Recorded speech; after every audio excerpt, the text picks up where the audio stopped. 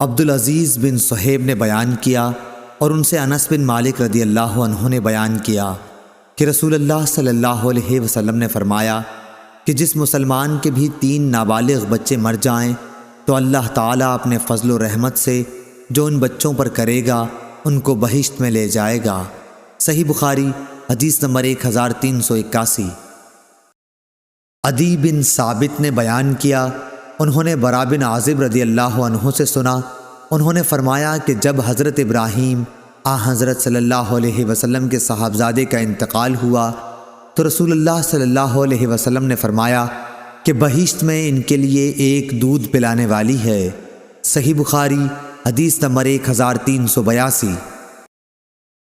عبداللہ بن مبارک نے خبر دی، کہا کہ ہمیں شعبہ نے خبر دی، انہیں ابو بشر جعفر نے، انہیں سعید بن جبیر نے، ان کو ابن عباس رضی اللہ عنہ نے کہ نبی کریم صلی اللہ علیہ وسلم سے مشرکوں کے نابالغ بچوں کے بارے میں پوچھا گیا۔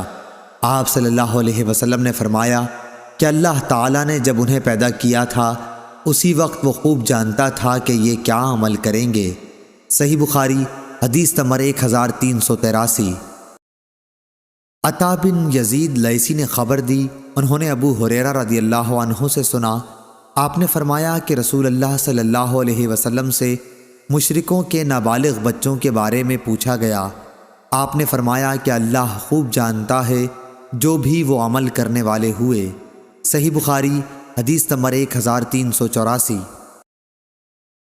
آدم بن ابی ایاس نے بیان کیا، ان سے ابن ابی ذئب نے، ان سے زہری نے، ان سے ابو سلمہ بن عبد الرحمن نے اور ان سے ابو ہریرہ رضی اللہ عنہ نے کہ نبی صلی اللہ علیہ وسلم نے فرمایا ہر بچے کی پیدائش فطرت پر ہوتی ہے، پھر اس کے ماں باپ اسے یہودی یا نصرانی یا مجوسی بنا دیتے ہیں، بالکل اسی طرح جیسے جانور کے بچے صحیح سالم ہوتے ہیں۔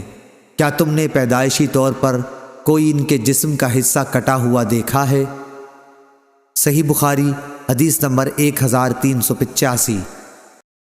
ابو رجاء عمران بن تمیم نے بیان کیا اور ان سے سمرہ بن جندب رضی اللہ عنہ نے کہ نبی کریم صلی اللہ علیہ وسلم نماز فجر پڑھنے کے بعد عموماً ہماری طرف منہ کر کے بیٹھ جاتے اور پوچھتے کہ آج رات کسی نے کوئی خواب دیکھا ہو تو بیان کرو۔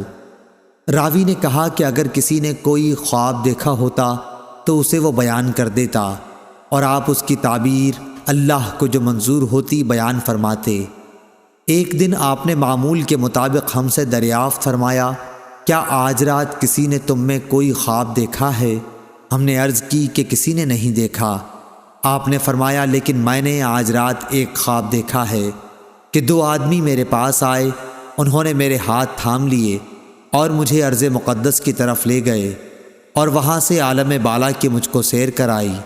وہاں کیا دیکھتا ہوں کہ ایک شخص تو بیٹھا ہوا ہے اور ایک شخص کھڑا ہے اور اس کے ہاتھ میں، امام بخاری نے کہا کہ ہمارے بعض اصحاب نے غالباً عباس بن فضیل اسقاطی نے موسیٰ بن اسماعیل سے یوں روایت کیا ہے، لوہے کا آنکس تھا جسے وہ بیٹھنے والے کے جبڑے میں ڈال کر اس کے سر کے پیچھے تک چیر دیتا، پھر دوسرے جبڑے کے ساتھ بھی اسی طرح کرتا تھا۔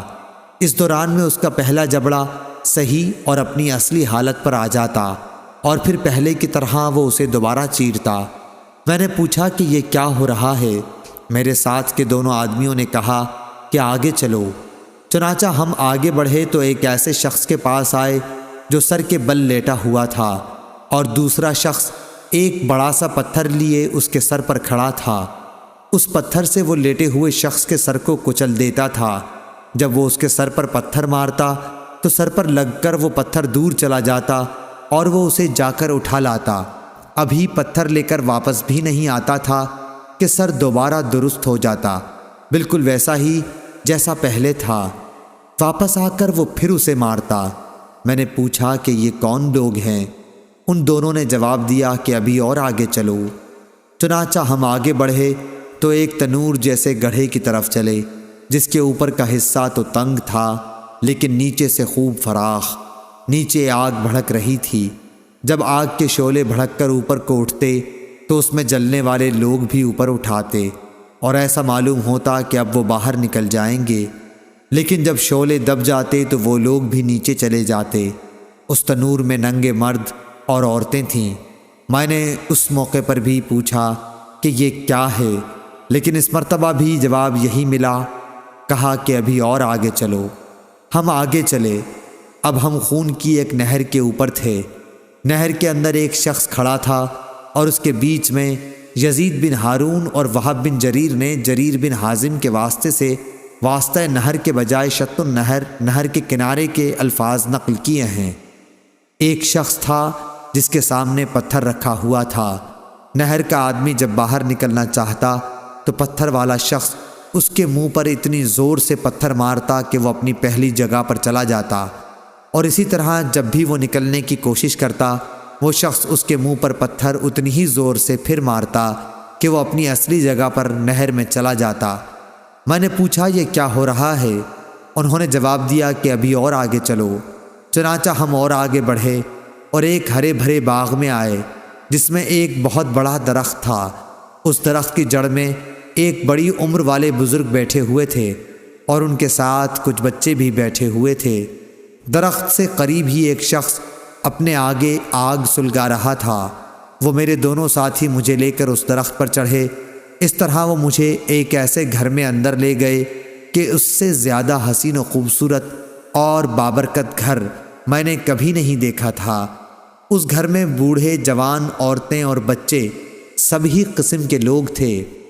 میرے ساتھی مجھے اس گھر سے نکال کر پھر ایک اور درخت پر چڑھا کر مجھے ایک اور دوسرے گھر میں لے گئے جو نہایت خوبصورت اور بہتر تھا۔ اس میں بھی بہت سے بوڑھے اور جوان تھے۔ میں نے اپنے ساتھیوں سے کہا تم لوگوں نے مجھے رات بھر خوب سیر کرائی، کیا جو کچھ میں نے دیکھا اس کی تفصیل بھی کچھ بتلاؤ گے؟ انہوں نے کہا ہاں، وہ جو تم نے دیکھا تھا اس آدمی کا جبڑا لوہے کے آنکس سے پھاڑا جا رہا تھا تو وہ جھوٹا آدمی تھا جو جھوٹی باتیں بیان کیا کرتا تھا۔ اس سے وہ جھوٹی باتیں دوسرے لوگ سنتے، اس طرح ایک جھوٹی بات دور دور تک پھیل جایا کرتی تھی۔ اسے قیامت تک یہی عذاب ہوتا رہے گا۔ جس شخص کو تم نے دیکھا کہ اس کا سر کچلا جا رہا تھا تو وہ ایک ایسا انسان تھا جسے اللہ تعالیٰ نے قرآن کا علم دیا تھا، لیکن وہ رات کو پڑا سوتا رہتا اور دن میں اس پر عمل نہیں کرتا تھا۔ اسے بھی یہ عذاب قیامت تک ہوتا رہے گا۔ اور جنہیں تم نے تنور میں دیکھا تو وہ زناکار تھے، اور جس کو تم نے نہر میں دیکھا وہ سود خور تھا، اور وہ بزرگ جو درخت کی جڑ میں بیٹھے ہوئے تھے وہ ابراہیم علیہ السلام تھے، اور ان کے ارد گرد والے بچے لوگوں کی نابالغ اولاد تھی۔ اور جو شخص آگ جلا رہا تھا وہ دوزخ کا داروغہ تھا، اور وہ گھر جس میں تم پہلے داخل ہوئے جنت میں عام مومنوں کا گھر تھا، اور یہ گھر جس میں تم اب کھڑے ہو یہ شہداء کا گھر ہے، اور میں جبرائیل ہوں اور یہ میرے ساتھ میکائیل ہیں۔ اچھا اب اپنا سر اٹھاؤ۔ میں نے جو سر اٹھایا تو کیا دیکھتا ہوں کہ میرے اوپر بادل کی طرح کوئی چیز ہے۔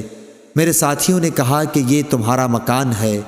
اس پر میں نے کہا کہ پھر مجھے اپنے مکان میں جانے دو۔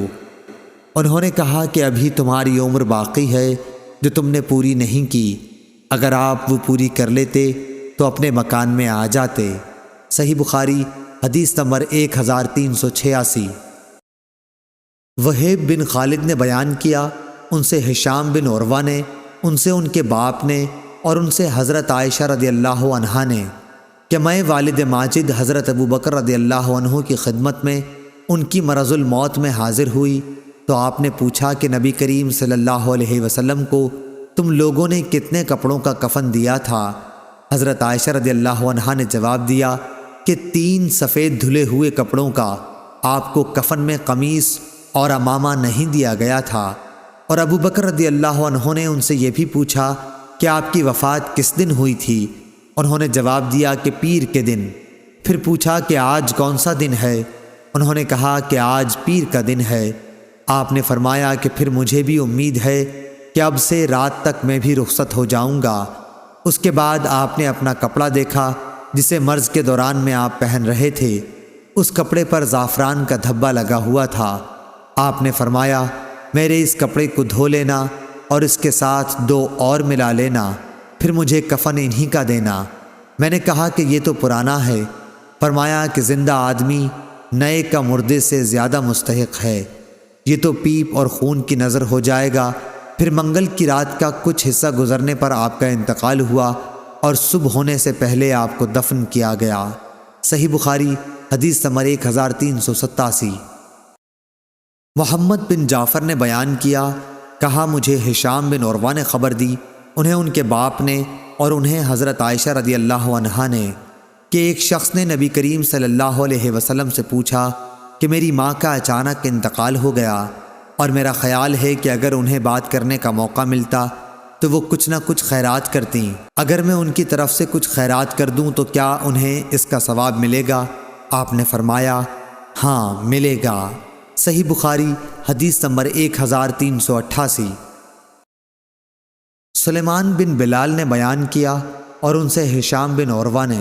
دوسری سند امام بخاری نے کہا اور مجھ سے محمد بن حرب نے بیان کیا، کہا ہم سے ابو مروان یحییٰ بن ابی زکریا نے بیان کیا، ان سے ہشام بن عروہ نے، ان سے عروہ بن زبیر نے اور ان سے حضرت عائشہ رضی اللہ عنہا نے، کہ رسول اللہ صلی اللہ علیہ وسلم اپنے مرض الوفات میں گویا اجازت لینا چاہتے تھے، دریافت فرماتے آج میری باری کن کے یہاں ہے، کل کن کے یہاں ہوگی؟ عائشہ رضی اللہ عنہا کی باری کے دن کے متعلق خیال فرماتے تھے کہ بہت دن بعد آئے گی۔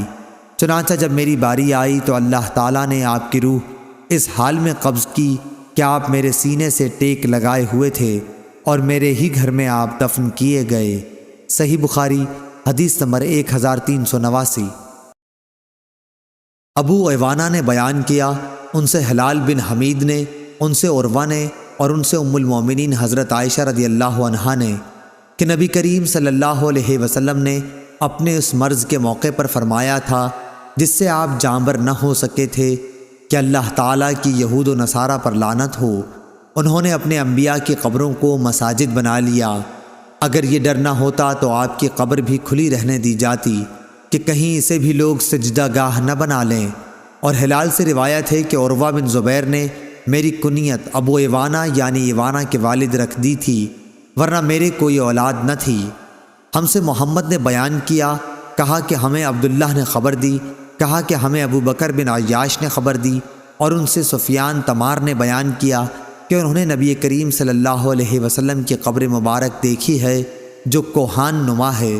ہم سے فروہ بن ابی المغرہ نے بیان کیا، کہا کہ ہم سے علی بن مسہر نے بیان کیا، ان سے ہشام بن عروہ نے، ان سے ان کے والد نے، کہ ولید بن عبد الملک بن مروان کے عہد حکومت میں جب نبی کریم صلی اللہ علیہ وسلم کے حجرہ مبارک کی دیوار گری اور لوگ اسے زیادہ اونچی اٹھانے لگے تو وہاں ایک قدم ظاہر ہوا۔ لوگ یہ سمجھ کر گھبرا گئے کہ یہ نبی کریم صلی اللہ علیہ وسلم کا قدم مبارک ہے۔ کوئی شخص ایسا نہیں تھا جو قدم کو پہچان سکتا۔ آخر عروہ بن زبیر نے بتایا کہ نہیں، خدا گواہ ہے یہ رسول اللہ صلی اللہ علیہ وسلم کا قدم نہیں ہے، بلکہ یہ تو عمر رضی اللہ عنہ کا قدم ہے۔ صحیح بخاری حدیث نمبر 1390۔ ہشام اپنے والد سے اور وہ عائشہ رضی اللہ عنہا سے روایت کرتے ہیں کہ آپ نے عبداللہ بن زبیر رضی اللہ عنہ کو وصیت کی تھی کہ مجھے حضور اکرم صلی اللہ علیہ وسلم اور آپ کے ساتھیوں کے ساتھ دفن نہ کرنا، بلکہ میری دوسری سوکنوں کے ساتھ بقیع غرقد میں مجھے دفن کرنا۔ میں یہ نہیں چاہتی کہ ان کے ساتھ میری بھی تعریف ہوا کرے۔ صحیح بخاری حدیث نمبر 1391۔ عمر بن میمون اودی نے بیان کیا کہ میری موجودگی میں حضرت عمر بن خطاب رضی اللہ عنہ نے عبداللہ بن عمر رضی اللہ عنہ سے فرمایا کہ اے عبداللہ، ام المومنین عائشہ رضی اللہ عنہا کی خدمت میں جا اور کہہ کہ عمر بن خطاب نے آپ کو سلام کہا ہے، اور پھر ان سے معلوم کرنا کہ کیا مجھے میرے دونوں ساتھیوں کے ساتھ دفن ہونے کی آپ کی طرف سے اجازت مل سکتی ہے۔ حضرت عائشہ رضی اللہ عنہا نے کہا کہ میں نے اس جگہ کو اپنے لیے پسند کر رکھا تھا، لیکن آج میں اپنے پر عمر رضی اللہ عنہ کو ترجیح دیتی ہوں۔ جب ابن عمر رضی اللہ عنہ واپس آئے تو عمر رضی اللہ عنہ نے دریافت کیا کہ کیا پیغام لائے ہو؟ کہا کہ امیر المومنین انہوں نے آپ کو اجازت دے دی ہے۔ عمر رضی اللہ عنہ یہ سن کر بولے کہ اس جگہ دفن ہونے سے زیادہ مجھے اور کوئی چیز عزیز نہیں تھی، لیکن جب میری روح قبض ہو جائے تو مجھے اٹھا کر لے جانا، اور پھر دوبارہ عائشہ رضی اللہ عنہا کو میرا سلام پہنچا کر ان سے کہنا کہ عمر نے آپ سے اجازت چاہی ہے، اگر اس وقت بھی وہ اجازت دے دیں تو مجھے وہیں دفن کر دینا، ورنہ مسلمانوں کے قبرستان میں دفن کر دینا۔ میں اس امر خلافت کا ان چند صحابہ سے زیادہ اور کسی کو مستحق نہیں سمجھتا جن سے رسول اللہ صلی اللہ علیہ وسلم اپنی وفات کے وقت تک خوش اور راضی رہے۔ وہ حضرات میرے بعد جسے بھی خلیفہ بنائیں، خلیفہ وہی ہوگا، اور تمہارے لیے ضروری ہے کہ تم اپنے خلیفہ کی باتیں توجہ سے سنو اور اس کی اطاعت کرو۔ آپ نے اس موقع پر حضرت عثمان، علی، طلحہ، زبیر، عبد الرحمن بن عوف اور سعد بن ابی وقاص رضی اللہ عنہم کے نام لیے۔ اتنے میں ایک انصاری نوجوان داخل ہوا اور کہا کہ اے امیر المومنین، آپ کو بشارت ہو، اللہ عز و جل کی طرف سے آپ کا اسلام میں پہلے داخل ہونے کی وجہ سے جو مرتبہ تھا وہ آپ کو معلوم ہے۔ پھر جب آپ خلیفہ ہوئے تو آپ نے انصاف کیا، پھر آپ نے شہادت پائی۔ حضرت عمر رضی اللہ عنہ بولے، میرے بھائی کے بیٹے، کاش ان کی وجہ سے میں برابر چھوٹ جاؤں، نہ مجھے کوئی عذاب ہو اور نہ کوئی ثواب۔ ہاں، میں اپنے بعد آنے والے خلیفہ کو وصیت کرتا ہوں کہ وہ مہاجرین اولین کے ساتھ اچھا برتاؤ رکھے، ان کے حقوق پہچانے اور ان کی عزت کی حفاظت کرے، اور میں اسے انصار کے بارے میں بھی اچھا برتاؤ رکھنے کی وصیت کرتا ہوں۔ یہ وہ لوگ ہیں جنہوں نے ایمان والوں کو اپنے گھروں میں جگہ دی۔ میری وصیت ہے کہ ان اچھے لوگوں کے ساتھ بھلائی کی جائے اور ان میں جو برے ہوں ان سے درگزر کیا جائے، اور میں ہونے والے خلیفہ کو وصیت کرتا ہوں اس ذمہ داری کو پورا کرنے کی جو اللہ اور رسول کی ذمہ داری ہے، یعنی غیر مسلموں کو جو اسلامی حکومت کے تحت زندگی گزارتے ہیں کہ ان سے کیے گئے وعدوں کو پورا کیا جائے، انہیں بچا کر لڑا جائے اور طاقت سے زیادہ ان پر کوئی بھار نہ ڈالا جائے۔ صحیح بخاری حدیث نمبر 1392۔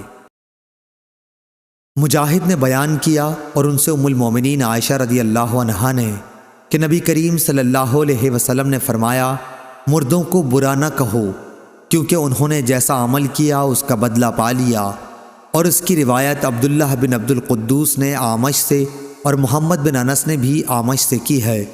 اس روایت کے مطابق علی بن جعد، محمد بن عرورہ اور ابن ابی عدی نے شعبہ سے کی ہے۔